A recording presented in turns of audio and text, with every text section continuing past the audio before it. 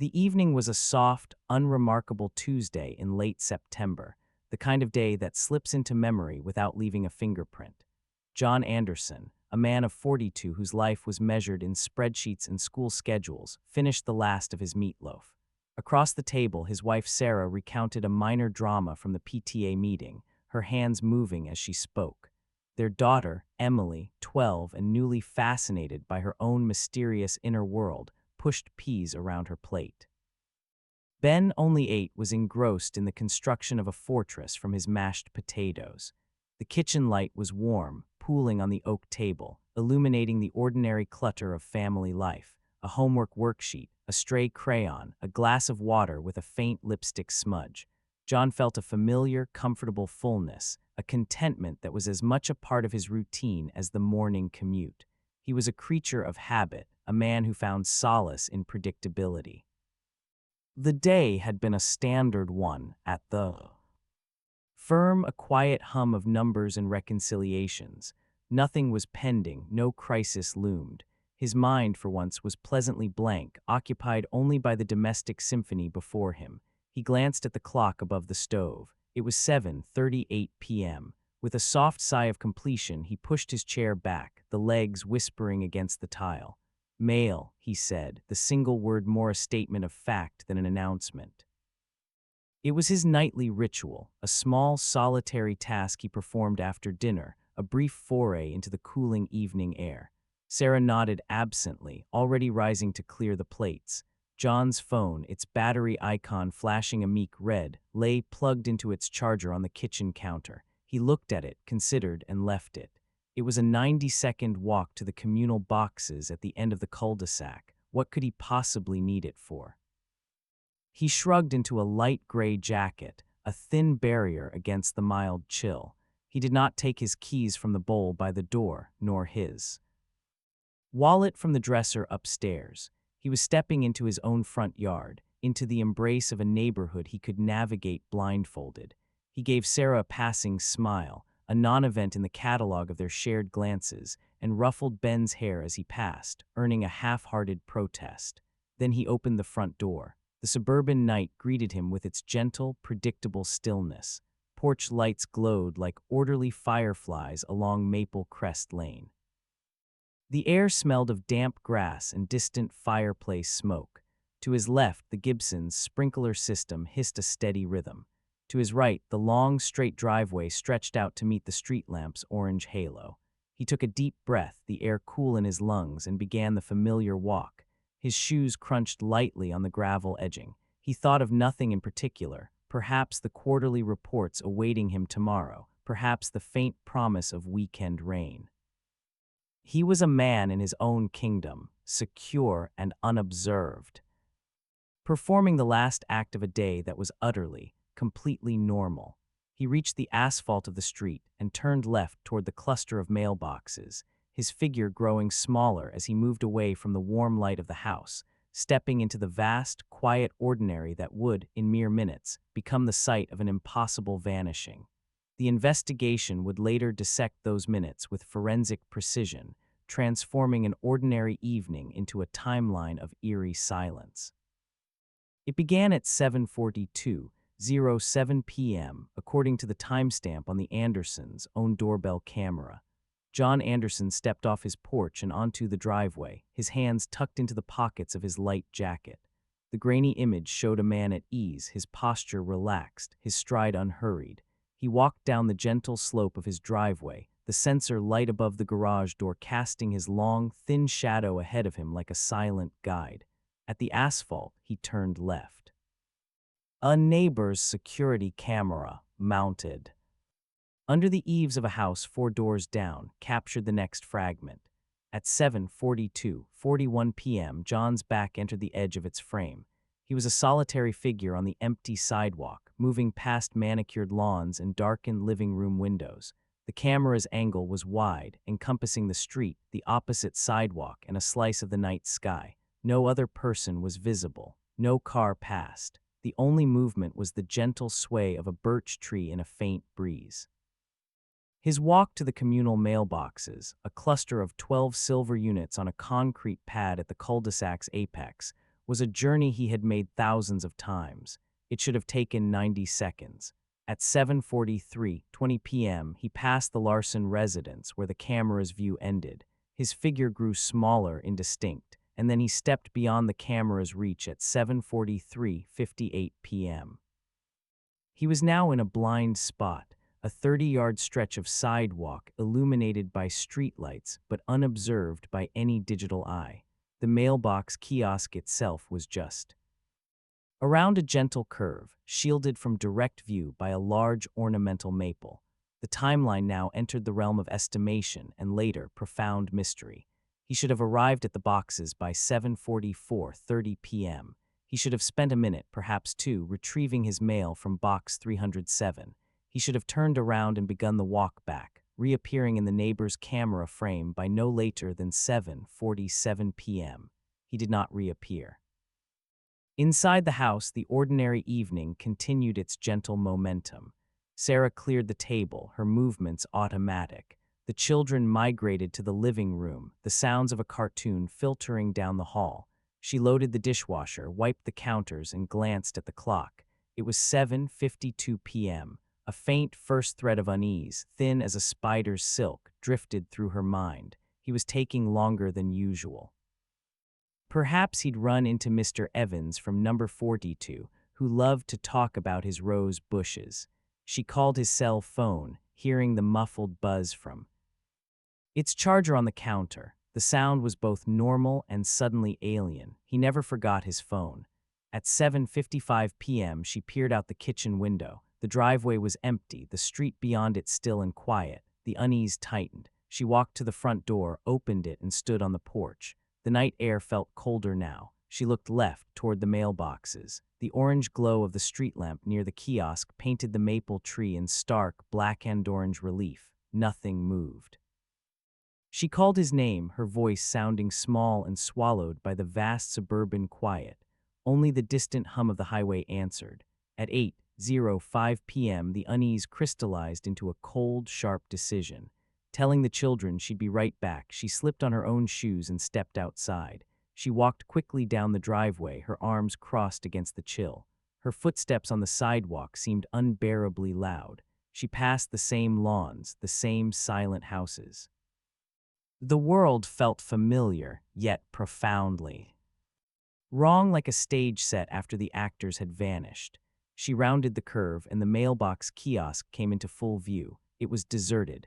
The small concrete pad was empty. The bank of silver doors was closed. No John, no scattered mail, no sign of any interruption. She rushed to box 307 and pulled its handle. The small door swung open easily, revealing an empty, dark interior. No bills, no catalogs, nothing. Her breath caught. She spun around, her eyes scanning the cul-de-sac, the deep shadows between houses, the curtain of woods that began half a mile distant. The street was utterly, completely deserted. The only evidence of his journey was his absence, a perfect negative space in the world where her husband should have been. The 10-minute window had closed, leaving behind only the chilling, unanswerable silence of an empty sidewalk and a mailbox containing nothing at all. The first police cruiser arrived at 8:22 p.m., its blue and red lights slicing through the suburban calm, painting the white siding of the Anderson home in frantic, alternating shades. Officer Linda Greer, a veteran of 15 years on the force, found Sarah Anderson standing rigidly in her driveway, arms wrapped tightly around herself as if holding her composure together by sheer physical force. The woman's account was fractured, repetitive, a loop of the same impossible facts. Greer's initial, professional assumption of a domestic spat or a simple misunderstanding evaporated within minutes. The scene was too quiet, too clean, and the missing man's profile, stable, rooted, mundane, did not fit the pattern of a voluntary disappearance. Greer called it in, logging the incident as a missing adult, high priority due to the inexplicable circumstances. A second unit arrived, and the canvass began. 2 officers walked the route from the Anderson driveway to the mailboxes, their high-powered flashlights sweeping over every inch of sidewalk, grass, and curb. They looked for scuff marks, dropped items, signs. Of a struggle or a body lying in a shadowed garden bed, they found nothing. The grass was unbroken. The sidewalk was clean. The street held no skid marks, no dropped keys, no shred of fabric. It was as if the man had simply dissolved into the cool September air. By 10:00 p.m., Detective Leo Hayes was on scene, a tall, weary man with a permanent crease between his eyebrows. He listened to Sarah in the living room, his questions soft but relentless, building a portrait of John Anderson. The portrait was bafflingly ordinary. He was an accountant, a father, a man who mowed his lawn on Saturdays and coached his son's soccer team. He had left his wallet on his dresser, his keys in the bowl by the door, his phone charging. His passport was in a lockbox. There was no hidden cache of cash, no recent large withdrawals. A preliminary check of his personal computer and email, conducted with Sarah's permission, revealed no secret communications, no dating profiles, no evidence of a double life. His credit cards showed no unusual activity. His life in the hours before he walked down the driveway was a flat, unremarkable line. Hayes stood at the end of the driveway, staring down the orange-lit tunnel of Maple Crest Lane. The paradoxes assembled themselves in his mind with quiet, maddening logic. No history of mental illness. A happy marriage, by all accounts, with no recent arguments. Finances were stable, even comfortable. No known enemies. No involvement in anything illicit. He was a man who had, by every metric, everything to stay for. And yet, between the edge of one security camera's frame and a 90-second walk to a mailbox, he had ceased to exist. The neighborhood canvas yielded a uniform, unsettling response. No one had seen anything. The Avances, who lived opposite the mailbox kiosk, had been watching a film, their curtains closed. The Larsons, whose camera had captured John's back, had been out for dinner. Every other house was a fortress of normalcy, families. Finishing homework, watching television, preparing for bed. No strange vehicles were reported. No sounds of an altercation, no cries for help. The 10-minute window was not just a period of time, it was a vacuum, a pocket of reality that had swallowed a man whole without a ripple. Hayes returned to the mailbox kiosk, the site now cordoned off with fluttering yellow tape. The forensic team had already dusted the handle of box 307. Only John's fingerprints were present, and they were old, smudged from daily use. No other prints, fresh or otherwise, were found on his box or the surrounding ones. The team had used alternative light sources, looking for traces of blood or other biological material on the concrete. The pad was clean. They had even checked the drainage grate nearby, finding only autumn leaves and stagnant water. Back at the curb, Hayes lit a cigarette, a habit he'd quit 3 times. The smoke hung in the still air. The central question, the one that would haunt the case file. From this moment forward, solidified in the silence. How does an adult man of sound mind and body vanish from a quiet, well-lit residential street in under 10 minutes? Not from a dark alley, not from a wilderness trail, but from a sidewalk in a neighborhood where backyard barbecues were a weekly event and children left their bicycles on the lawn. How does it happen without a single witness, without a cry, without a single piece of physical evidence left behind? No struggle meant no perpetrator, or a terrifyingly competent one. No vehicle suggested he walked away, but to where and past dozens of windows without being seen. The street offered no answers, only the mocking ordinariness of its trimmed hedges and silent, glowing porches. The detective flicked his cigarette butt into the gutter, watching the ember die. The mystery was not what had happened. It was that anything had happened at all in this place where nothing ever did. The first 72 hours unfolded with a grim, methodical rhythm, a symphony of effort that produced only silence. Search teams, both professional and volunteer, moved through the neighborhood and the adjacent conservation land in grid patterns, their shoulders brushing against damp pine branches. German shepherds, noses to the ground, strained at their leads, circling back again and again to the mailbox kiosk before losing the scent entirely, their handlers offering quiet, frustrated curses. The trail ended at the concrete pad, as if John Anderson had stepped off the edge of the world. The digital investigation proved equally barren. Phone records arrived, printed on reams of pale green paper. The last activity on John's cell was a received text from Sarah at 6:28 p.m. about picking up milk. No calls, no texts, no data usage after 6:30 p.m. His work email showed no logins after 5:15 p.m. His personal email was a catalog of newsletters and shipping confirmations. His credit and debit cards, monitored in real time, lay dormant. No gas. Station purchase, no toll booth charge, no midnight snack at a distant truck stop. His financial footprint ceased at the moment he left the dinner table. Theories were systematically raised and dismantled with clinical efficiency. The possibility of foul play at home was the first to be discarded. Forensics found no blood, no signs of a struggle, no foreign DNA in the house. Sarah's alibi was the children, and her grief, observed by seasoned detectives and a grief counselor, was deemed horrifically authentic. The secret life theory collapsed under the weight of his digital and financial banality. No hidden accounts, no cryptic messages, no unexplained absences. Colleagues described a reliable, somewhat quiet man who loved his family and his fantasy football league. The vehicular abduction scenario was pursued with desperate hope. Detectives pulled footage from every traffic camera within a 5-mile radius, from highway on-ramps to the security eyes of gas stations and fast food. Restaurants, they looked for speeding cars, slowed cars, cars with unusual cargo. They found nothing. No vehicle was seen entering or exiting Maple Crest Lane during the critical window that behaved anomalously. The street, it seemed, had been as still as a photograph. The family's initial, frantic hope that he had fallen, had amnesia, was lying confused in a hospital, curdled into a cold, gathering dread. Each eliminated possibility narrowed the world into a more terrifying shape. Without evidence of flight or accident, the case began its inevitable, grim transition in the minds of those investigating.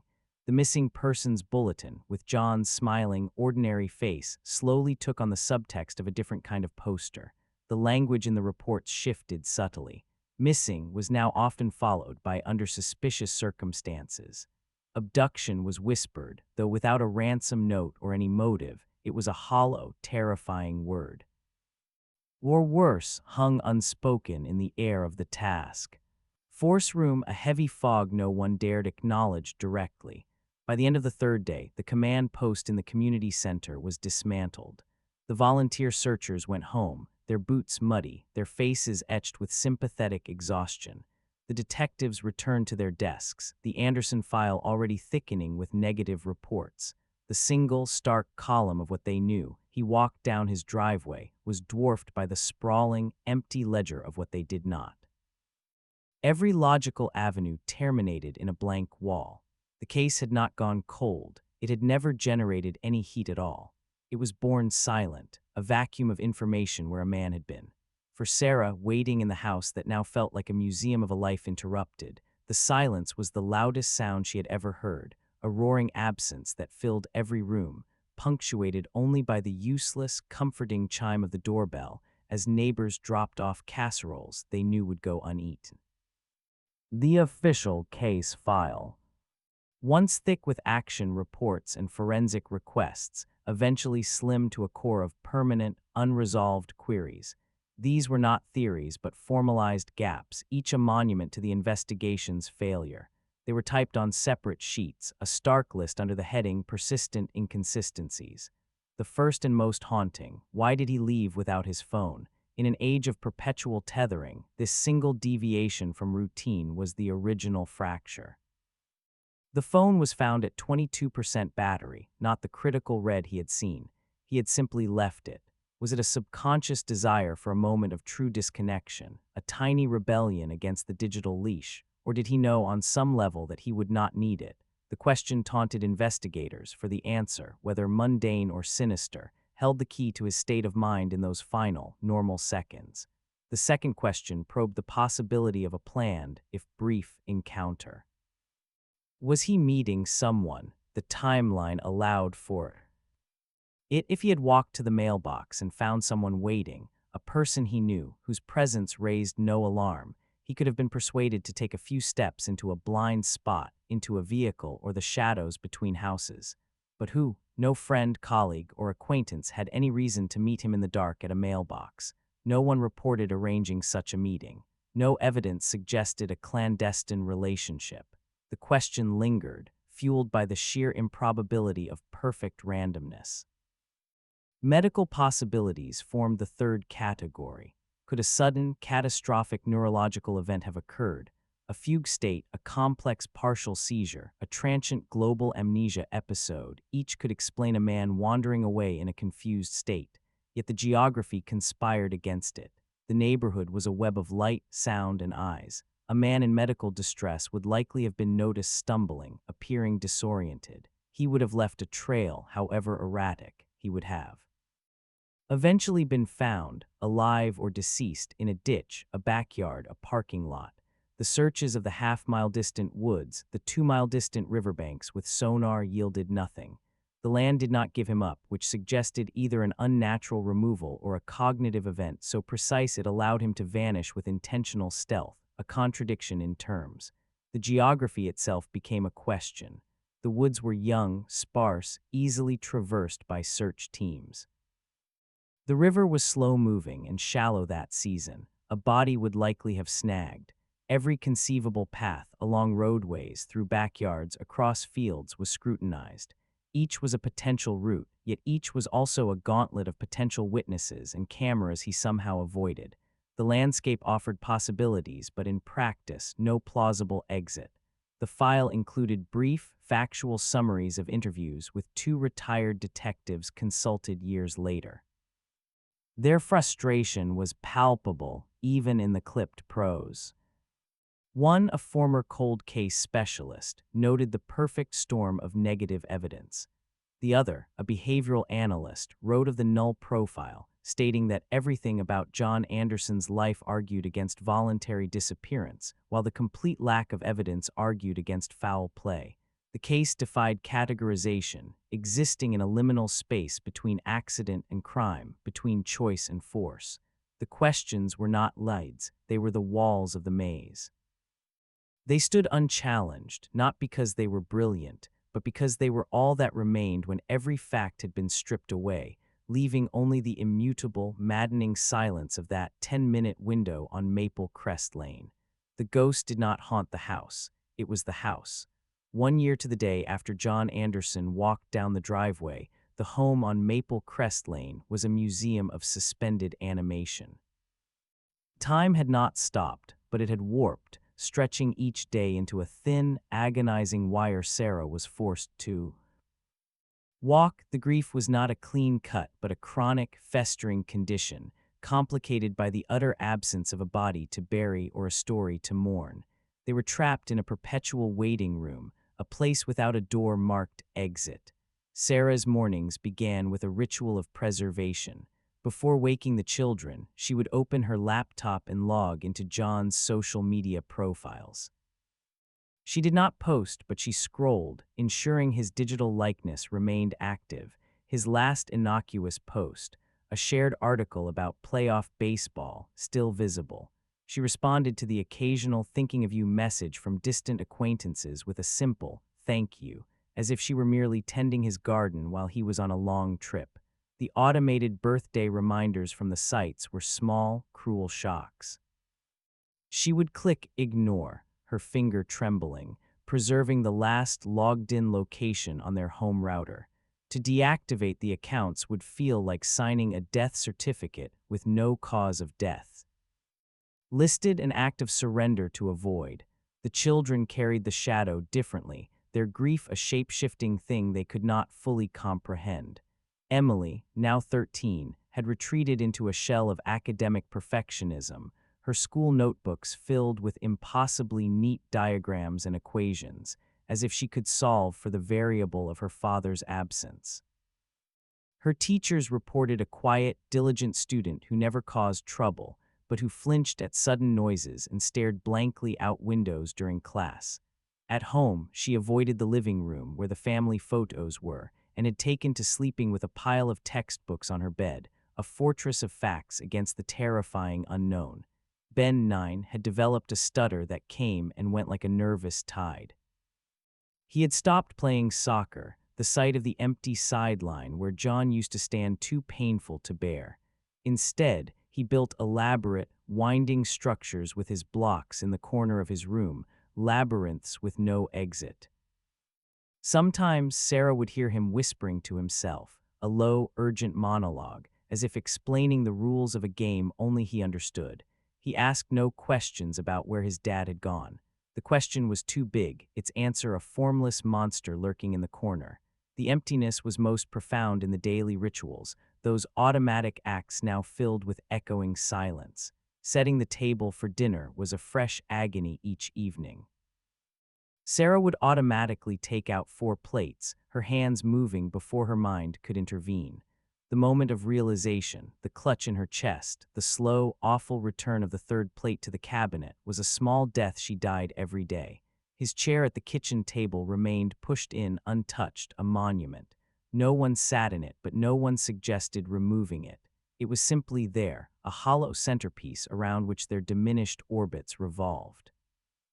Sarah found herself listening for the specific cadence of his key in the lock, for the sigh he made when, taking off his shoes, the sound of a car door shutting on the street would freeze her mid-motion, a jolt of impossible hope followed by a crushing wave of shame for hoping. She stopped cooking his favorite meals, then started again, torturing herself with the smell of rosemary chicken that would go unconsumed. The bed was a vast, cold country on her side, an untouched continent on his. She still slept rigidly on her half, as if expecting his return at any moment to claim his space.